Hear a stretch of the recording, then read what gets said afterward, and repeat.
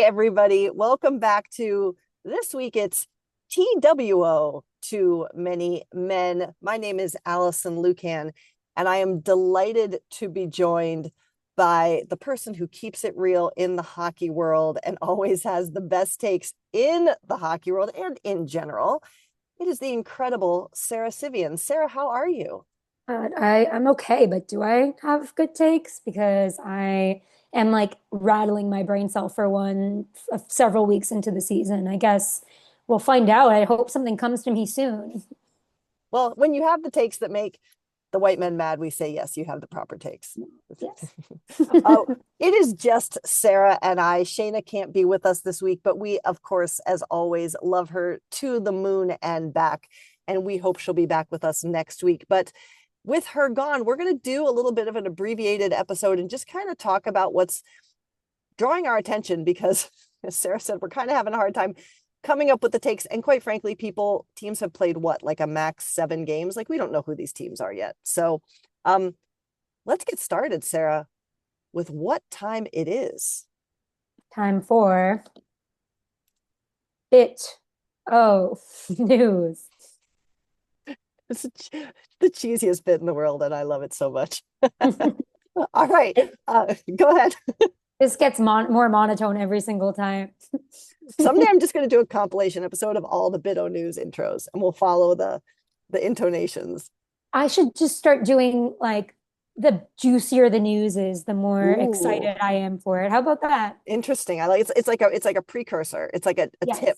as to where we're Yeah. going. Okay, with An that in Easter egg. mind, do you want to redo your intro, or do you feel it matches the moment? I think it matches the moment. Perfect. Well, speaking of matching the moment, and we all in our chat had very different takes on this, but the Utah Mammoth, who are in their first season as the Utah Mammoth, even though I shall always refer to them as the Utah Clubbers, had their first home game in their arena, the Delta Center, that they have put in some renovations to already. They're in their new name, they're in their new jerseys, and correspondingly, they revealed a new mascot, Sara. It is a blue, shaggy mammoth named Tusky. I have my thoughts.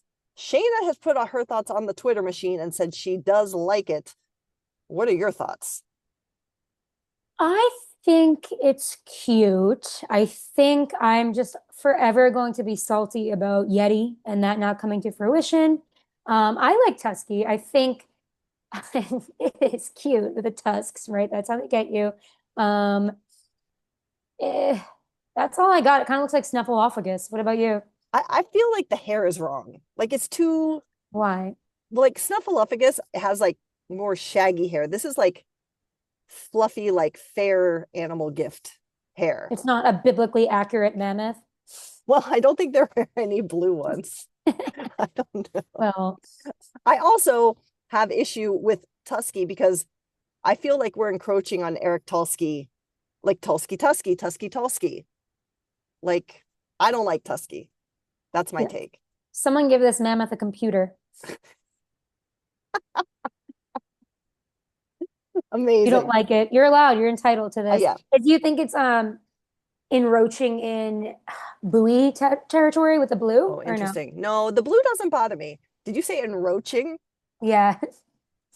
It's encroaching. Oh, are you really? Yeah. Wow. Well, we need Rochi instead of Tusky today. All right, moving on. And this is a throwback for both me and you, Sara, because it's one of our most infamous and one of my favorite moments in pod history when you talked about this player. Oh, But Cam Atkinson signed a 1-day contract last week to retire with the Blue Jackets. He was there for their game versus Colorado and took a final lap before the game began. Actually had a really impressive little ceremony there with Don Waddell signing the contract and had a beautiful speech and mentioned how he recognized that he was wearing 13 as the only other player to wear it besides Johnny Gaudreau, and just did a really nice job. Cam stayed in Columbus. Fun fact, I've shared this a couple places. Cam is actually the player who spurred me to start thinking about numbers, and he's the first player I ever wrote an analytics piece about. He's just a stand-up individual. He's always been so good to me. But Sarah, you have talked to him too. Do you have any thoughts on Cam Atkinson, who was one of the players who defied the "you're too small to play hockey" narrative, ending his NHL career? Yeah, I was going to say a trailblazer in that way. And just kind of, yeah, I loved talking to him about kind of Marty St. Louis, all these people that have ushered him along in his career towards people. Like his perspective is a little different. And it's the combination of like the different perspective, the smarts, and the fun communication style that like has had him withstand in the league so long, right? And yeah, it's obviously really touching to have him do the lap with Johnny Hockey. They've had the connection of size and wits. And yeah, I love that for him. Congrats on the retirement. And I love that he was a representative of the Blue Jackets. Go, Cam, go. We're happy for you. Moving on, and Sarah, well, I'm going to have you take the lead on this one. All I'm going to say is I thought it was perfect. And that is that Brad Marchand returned to Boston last night and got his tribute video. And I think it was like 2 full minutes of applause from the home crowd. Marchand was visibly and rightly and beautifully emotional. You're from there. You've followed him. You've covered him for a long time. You've said it was perfect. Take us through it. Yeah, I mean, how do I put into words the fact that he assists on a goal 1 minute in, 2 assists in a game that could have gone either way. He was an impact in a way that wasn't always the goal. He did exactly what it took to win that game, which is more of a tribute than even the video. You know what I mean? That's like and you knew he was going to do that because he is somebody that shows you the power of caring. And we're talking about kind of small players, but like also the power of wanting to do something and kind of the impact he has all over the game. And even the shorthanded missed chance is so Marchand, but also just he was so Boston when it comes to that roaring applause where like yeah, we boo a lot of people here. There was not a boo in sight. It was all the appreciation for a guy that was the last of the 2011 squad that had won that cup, and just kind of he embraced what it meant to be a big bad Bruin while he was little. It's just so many things you can say and also nothing at all because it's synonymous. Like Marchand is just synonymous with Boston. And I think about this a lot, and it really is his shorthanded play and his play out of But the box. Yeah. Oh, that too. That too, of course. Because the grit, it's just who did it better, who could impact a game better without scoring a goal than him. And that's the attitude that never left him once. So yeah, I loved that he said after the game that he could see himself back in some role in Boston. do you think they retire his number eventually, do you think? Yes. Yeah. Not only was he on that 2011 team and making an impact, but he ended up being a captain and just had like his footprints all over. That's awesome. That's awesome. All right. We're trying to stay happy as long as we can here, people. In other happy news, if you have not seen the Macklin Celebrini and Will Smith TikTok, my friends, you need to. Sarah, tell the people about this TikTok as much as possible. The only thing I'm going to say is if you have seen it and if you haven't already clocked this, it took 4 takes to get this TikTok. Sarah, what happened? It's like a 3 and some change video of it's this woman who, what is it, I'll pull it up. You keep talking. Yeah, her name is Judy Jupiter on TikTok. I was Of gonna say course. Janice Joplin, but she lives in New York City and just kind of like sometimes stumbles into famous people that are kind of like the fringes of fame or what have you. And sometimes they're not famous people, but she just like awkwardly interviews them on the street, and you don't know if it's a bit or not, but it goes on for like a hair too long. It's like a little uncomfortable. And she found Will Smith and Macklin Celebrini like at a coffee shop. And yes, it took 4 takes, and she's kind of asking them what they do, where they live, giving her stories about Canada and like just kind of they're kind of laughing along, being polite. She had them spinning around at one point. She called them perfect specimens. You just there's no way to explain it that's funnier than actually just watching the video, but it was hilarious and I love a good intersection of hockey and pop culture. So that kind of went a little viral for your weekday. It is so good. I get like it's and the person who turned me on to it, I'd like thank you. It was perfect. I needed it exactly when it was sent to me, and it's a gift. Please, please, please go watch this. And then again, watch it again and realize that they were willing to do it 4 times for this lady. It's incredible. All right, Sarah, I have more good news. Can you believe it? Please, please, I need as much as I can take. All right, here we go. Yesterday, Jack Hughes and Luke Hughes, two parts of the trifecta that is the Hughes family, soon to be three in New Jersey. Just kidding, maybe not. But Jack and Luke of the New Jersey Devils have launched what is called the Hughes Brothers Pucks and Pages, a multi-year reading program to promote literacy among New Jersey's youth, which is incredible in and of itself. But I want to read to you the description of the first book that they have selected. Let me load this up here if I can find it. Where did it go? Where did it go? It is a book that is written obviously for the youths, which we love to see. And it is a middle grade novel by author Nick Stone about Shanice Lockwood, the captain of an all-Black girls softball team. And it follows her as she juggles the pressures of leading her team to the championship, dealing with racism on and off the field, and uncovering a family secret about her great-grandfather's past. Sarah, when we were talking about this before we hit record, you said hockey needs this. How cool is this? I just think this is wonderful. Yeah, it matters, first of all. It goes to show that it's you don't always, when it comes to what you can do, what your favorite athletes or celebrities can do to move the needle and make an impact when it comes to diversity, learning, any of that, the good stuff that like there are different avenues than maybe just posting a tweet about it, which sometimes, yes, we would love to see. We'd love to take a crumb of anything, but also directly going to kids and like doing a pucks and pages type thing hits so many like issues and it provides some solutions, some hope for everything. It's deliberate, it matters. And I love that they did this and gave us something. And it goes to show that, like, not to go on the negative side of it, but like, there are things that athletes can do. And I'm really glad that two prominent brothers in the NHL are doing it. I think it's awesome. And I think it's awesome that they picked. I mean, it would have been great in and of itself that they did this program, like you said, to like invest in the community and to get out there and do something.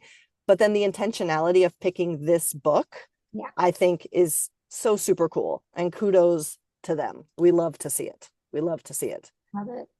All right. What is this? Other good news? I don't even know what to do with myself. Yesterday, the two newest PWHL franchises released their jerseys, and it does seem like it's only for one season because they are also talking about the fact that they will be releasing their brand and names later this year, but they will still play with the jerseys that bear their cities' names, just like all of the original franchises did their first year of existence. So we have two new sets of jerseys on the scene. I'm going to say, and yes, I'm obviously biased because I'm in Seattle, but for me, the color scheme of the Seattle jersey is more my preference. And I think I might actually like the away jersey more than the home. But Sarah, you are our style expert. There's been a bit of a desert of new styles. So we've got a little bit here on the women's side. What do you think of these jerseys? First of all, the jump scare that was Hillary Knight in the Seattle jersey. I'm not ready to move on from her Boston era, but I'd It'll be agree with okay. you. Yeah, yeah, it will be okay. That's for sure. I agree with you. I like the jerseys. Like, there's not that much to say about it here. They look kind of retro to me, where it's Mm, kind of had an opportunity to be more modern, maybe. The color scheme. So Seattle is this green and blue yeah, and like a white. sea blue, I think they're saying Yeah, it is. Yeah. yeah. And Vancouver is like a burnt orange and blue. And cream, yeah, they said too. Yeah. Okay. I like that Vancouver for kind of a moment when it's giving retro, when Hmm. it's showing the, I'd like to see the versions that are going to say the team names. Yeah. So I need to see that before I kind of like comment further. But I do like what they're doing with like the sea in Seattle. Hey. Yeah, Hey. for me, Vancouver is, and I mean, people could probably say Seattle's a little bit Boston Fleet-esque, Yeah, that's what I was going to say because I'm like, damn, this reminds me of the Boston Fleet. but Vancouver reminds me of the Scepters as well, Yeah. you know? So But like, you know what? This is I'm not wowed by these jerseys. I don't want to shit on the league or anything, but I'm no, not wowed by the jerseys because they kind of look like other team concepts around here, and there's so few teams. So there's like opportunities to do different stuff. yeah, 100%. But hey, we have jerseys. It's exciting. They're going to begin play in November, and we cannot wait. Yeah. Whatever they're wearing, we're happy to have it. Yes. Yay. Yeah. All right. We can't have all good news, Sarah, unfortunately. Um, it is time for our first installment of the season of the shit list. And it was announced last week, of course, that the Vegas Golden Knights had to put out a statement because clearly you don't think anything could go wrong if you have to put out a statement that they will be bringing Carter Hart into the organization. And for those of you who haven't been following along, Carter Hart was part of the 5 players that were accused in the Hockey Canada scandal. We're not going to relitigate that case. I think that we have all made it very clear that we didn't necessarily love the way that that was tried, and we also always believe survivors. So that being said, not only did they agree to sign the guy, but they put this news out on a game day for their organization. And so who has to answer for all of this is the players and the coaches. Management, the people who made the decision, are nowhere to be found to explain this. And similarly, when Carter Hart was interviewed, we got the very, very familiar, I've done a lot of work on this, and provided no specifics. Sarah, is there anything more to be said on this? It's just so disheartening where and I think it contributes to part of like the what is it, ennui of like Mm, my feelings towards the start of the season, where it's just like we're already starting off and there's something I have to feel existentially horrible about as a woman that has really decreased my excitement of watching these games. Like, I'm not gonna lie, I'm trying, obviously it's my job, I'm trying really hard to get in it, but like then what it does, it's not just oh, they signed him and now this will be quiet. It's no every single time it's he becomes a bastion for the right and for people that love rapists because there's many of them apparently that are yeah. just showing up online, enjoying everybody's experience of and not caring if they shit on victims on in the way. And it's just like I hate maybe this is petty or like woe is me, but I hate logging on making an observation no matter like I know at the time will come where he like make he's horrible like he has a bad game like I know he'll have a bad game, you comment on it and it's a million people trying to be a savior for him for some reason because maybe they did what he did, and it's like just the noise and the grotesqueness that I have to remind, it's a reminder to victims that there are thousands of guys walking around that are rooting for this. They aren't just Mm-hmm. like, oh, maybe he deserves another chance. They want to be in your face about it. And it's just like another example every single time he shows up on the screen, every single time we mention him on the internet. And it's so distracting to me. And it's such a horrible pit of the stomach thing to have to deal with and mitigate when I'm trying to enjoy the sport and struggling to begin with after an amazing time watching the WNBA. Well, and what kills me is like, so the last full season that this guy played was the 2023-24 season. He played 26 games and he wasn't even that good. No. Like what? Like it's not like he was this incredible goaltender. Out of let's see, out of 98 goaltenders to play at least one game that season, Carter Hart was ranked 58th in goals saved above expectations. He was a whole goal below and a full quarter of a goal below per game. Like, and I know Aiden Hill's hurt, but this guy can't even play till December 1st because of his punishment. Like, what are we doing? Hill's like day to day. It's just like was seriously, it was more of an excuse to sign Carter Hart. I think they were waiting for some shoe to drop. I'm going to say that, and I think it's just disappointing, and it reminds me of just not to get too deep, but just kind of where we're at in society as a whole right now. It's like post late stage capitalism, where it's not about how good or bad the player is, it's about how cheap you can get him. So they thought, okay, this guy might be decent for 3 games over like what we could, maybe we could win 2.5 more games, and they will squeeze the anything out of that. It's like people are just shameless. Corporations are shameless, trying to squeeze every last dollar to the point where they don't care about the quality about something. If it's cheaper and it's worth it to them no matter what, and they're showing their asses. So maybe when we all get to a better place in the world, we can humiliate these people and make them feel shame for what they've done. Imagine that should be our new segment. Who we should make feel shame. Shame. Bringing shame back. All right. Shayna's not here, so we have to do this on her behalf. It is time for how does this affect the Leafs? Sarah, how do you feel about hockey players wearing baseball jerseys and baseball players wearing hockey jerseys?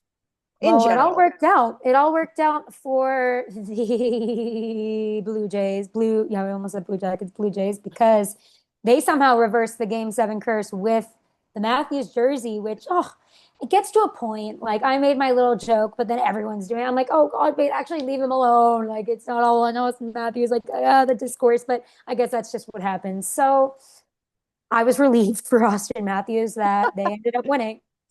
But then Austin Matthews goes and wears a Guerrero jersey last night, and they lose to the New Jersey Devils, where And Luke Hughes has a hat trick. Matthews was not that good. No, guess they got. Did you see the top line got called out by Berube after the game? Yeah, yeah, I actually watched that one, so go figure. Well, I am not a baseball fan, which is why I find this whole thing even more silly. Like, I think it's cool when teams support cross city teams. Like, but let's not make it that complicated, right? Like, this is not like 3D chess that's happening here.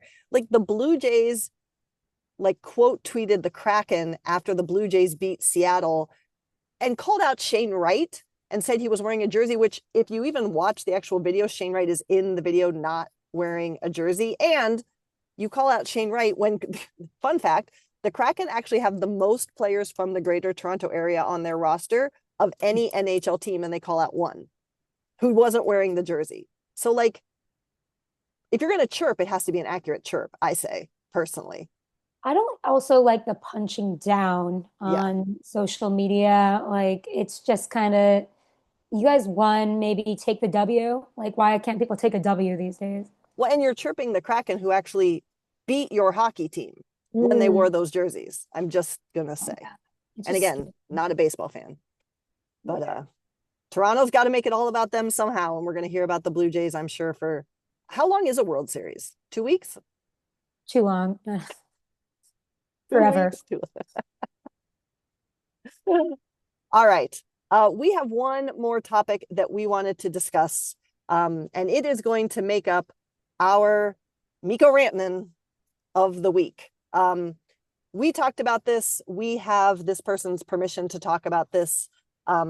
We debated if we should talk about it on here or not, because it's the whole dialogue of bringing more attention to it versus not. And we're not going to relitigate the facts of the situation, but some of you may have seen that there is a person who writes, what do we even call this? Romantic hockey fiction? Yes. I guess. But, yes. Who has written a book that has a lot of similarities to Piper Shaw, who, in full disclosure, both of us are friends with and adore and would fight to the death for. But Piper basically finally got kind of frustrated with everyone assuming that she was on board with this, and stated her position, and had a lot of book talkers who should really use some more critical thinking come after her on social media. I want to say first and foremost that Piper's biggest point was that she is not slamming the genre, but she is fighting for narratives about women, particularly in this sport, that are not reductive, and that reflect the realities of our lives. And she and the author have spoken and are on the same page about that. But Sara, I know that you've paid attention to this. What are your thoughts on this whole situation? Again, we're not going to relitigate the facts of did she not, did she know, whatever, but the bigger picture here, what's going on? This is okay. I've told, I don't want to speak for Piper. She actually does not agree with this, but I will say it. Why are all these white women acting like they're part of a protected group because they watch porn novels, read porn novels? I don't, these books are poorly written. They are a porn. I saw one of the images that I'm just going to say they're literally the Piper who looks like Piper and is named Piper. There's one Piper in the NHL, getting plowed. That's the only way I can describe this on a desk. While the husband's calling or something. By this hockey player. And that's the graphic image that I saw of the novel. So they're acting like it's Shakespeare. They're acting like they're part of a protected group that can't be slandered. They're acting like they're a community of what is this? Like you're allowed to consume any media you want, but it's like 100%. it's just kind of like what happened with the Kraken before, where it's these people are acting like they are a minority group. Like you're reading a novel. I don't understand. Like, and it's like it's a novel. Like it's gross. Okay. You can like whatever you want to like, right? But like, if somebody feels, if someone's getting comments that, hey, this is your name and this is about you, it's cheeky, it's cute. It's not cheeky and cute. This is something, it blurs the lines of professionalism and not, and like there's so, the first time this happened, it was such an era of entitlement from the book talkers where it's like this woman is telling you her lived experience with her husband. Y'all are being creepy and they're acting like they're entitled to be creepy and weird to people in real life. It's not, it's offensive, it's weird, and there's real people walking around. And I think if you're a serious novelist, you are Googling the 32 teams, you're seeing Piper's name pop up first. Yeah, we're not relitigating the facts, right? But it's such an unserious thing to be defending all these white women. It's just like I need you to think about real life and like if you want to enjoy these novels, like it's not my cup of tea, but like I mean I like romance novels, but these ones are, maybe it's just because I'm too close to the situation, Mm. but it's like really reductive and it was very specific and the hints led to being about based on Piper. I don't think it's specifically like Right. about her, but it was absolutely based on her. And we could have done anything else, but she's entitled to feel a certain way about it. Okay. Right. And I think what you said is what sticks with me too is um people were like, here's the thing. When I started writing, and Sara, you had formal education where you had a little bit more of a foundation academically to learn how to write, and you honed this perfect individual voice that you have. But as I was learning to write, like if I'm going to write, I have to learn to do it the right way. If I want to claim I'm a journalist, I have to be a journalist and do it the right way. And like, if this person wants to say they're an author, that's awesome. But then you have to be an author in the right way, which means you have to do research, which means you have to base stories foundationally in things that resonate and that are in close proximity to the subject that you're covering, be it hockey, be it whatever. And people were coming at Piper, and unfortunately, you and I, because we never read the comments, but did get in the comments, which we should remind ourselves never read the comments. But people were arguing that we were going after the author, but they were going after Piper. So if you want to be an author, it's the same. If you're going to put work out there and claim that you are a professional, then you're going to be held to a standard.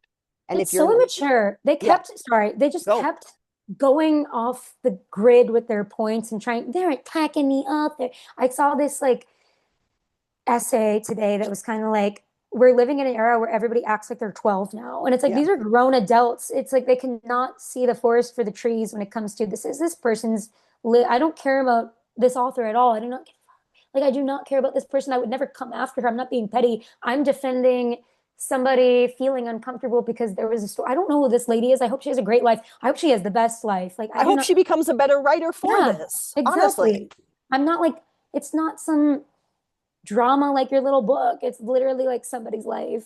Right. And again, like there were people arguing with me, like there are hundreds of journalists in that cover hockey. I'm like, there are 32 ringside reporters in the NHL.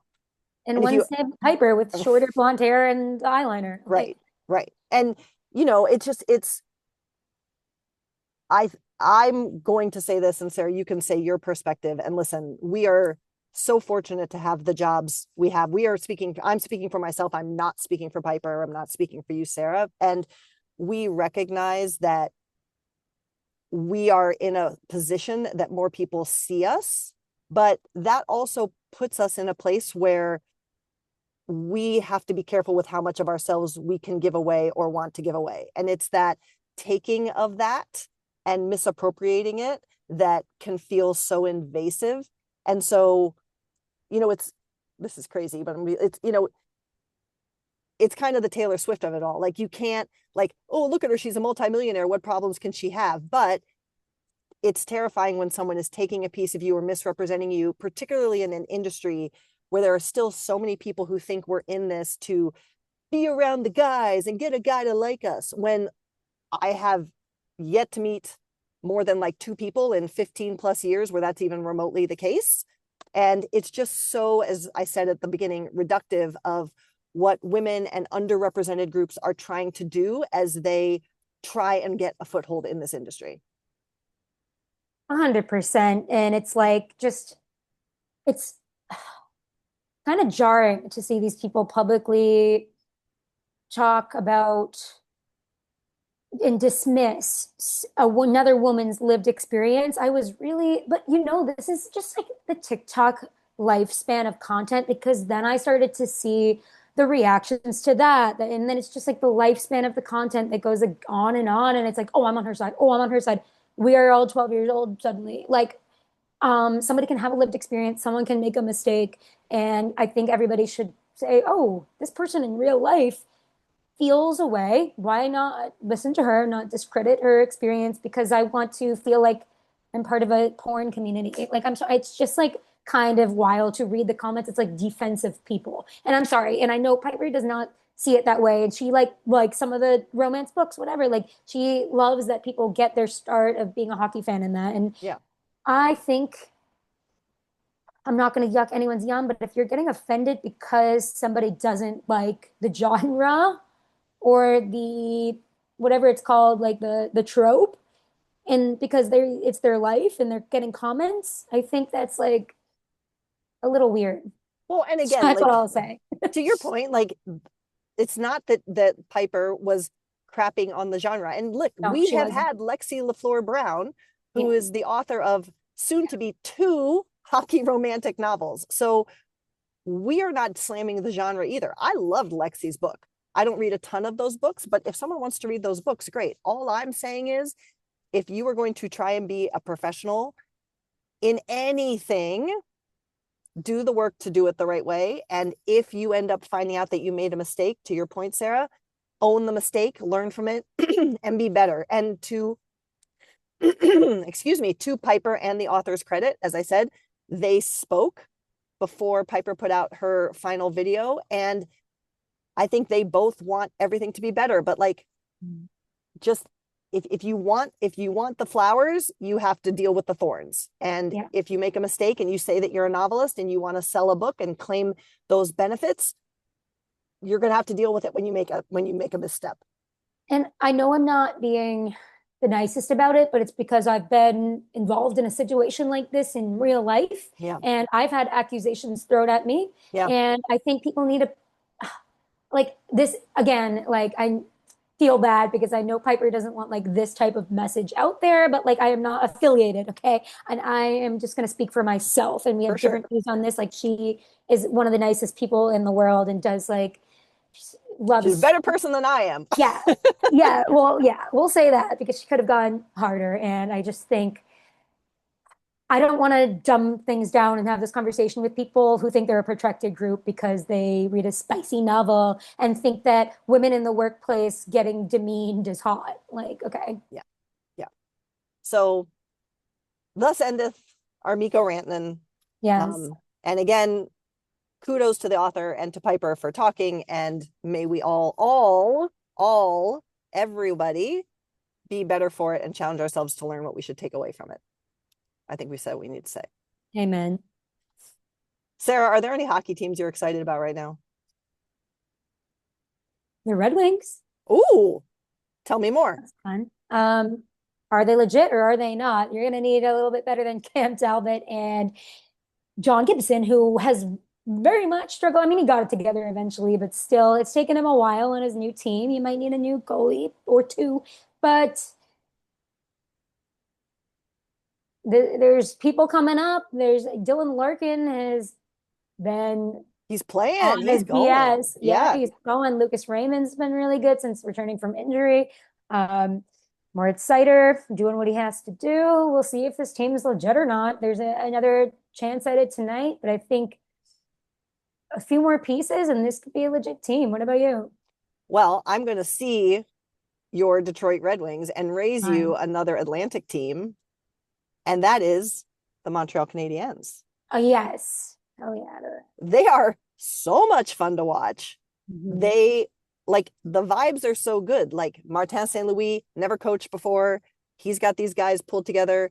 They've got good players on the defense. They've got, Cole Caulfield just seems to want to score like 13 goals every game to match his number. Mm-hmm. That's, I don't know. I'm intrigued to see what they do this season. If they can stay healthy, it's going to be impressive. Completely agree. And I just love the direction and that they kind of just picked up exactly where they left off. Like Lane Hudson continues to be a beast. Nick Suzuki doing exactly what like people are like, can they follow this up? But they have been. I'd like to see more out of, not more out of, but like I'd like to see the progression of Kirby Doc as he gets more comfortable and like gets more acclimated to his role. And I love the moves they've made. So that's all good over there. Well, we'll try and get excited about hockey, right? Yeah, we're trying. We're trying. Also, can everyone please stop getting injured like everywhere across the league? Yeah, I'm really kind of not over it. helping. Not helping at all. All right, Sarah, is there anything else we have to talk about this episode? I think we covered it all without Shayna. I know. We are just two TWO, not TOO. Shayna, we love you. You know that. We're chatting with you. We'll see you next week, hopefully as a trio once again. As a reminder, if you want to keep up with us, you can follow us online. We are on YouTube, on Twitter, and on Instagram, 2_much_man. On Blue Sky, we are 2-much-man. We have a new merch location, new. It is toomanymen.printful.me. And as always, until we talk again, we ask you to be like the Hughes brothers and do something, no matter how big or small, to make sure that hockey truly is for everyone. We'll talk to you soon. Love you, Shayna. Love you, Shayna, and the squad. Bye.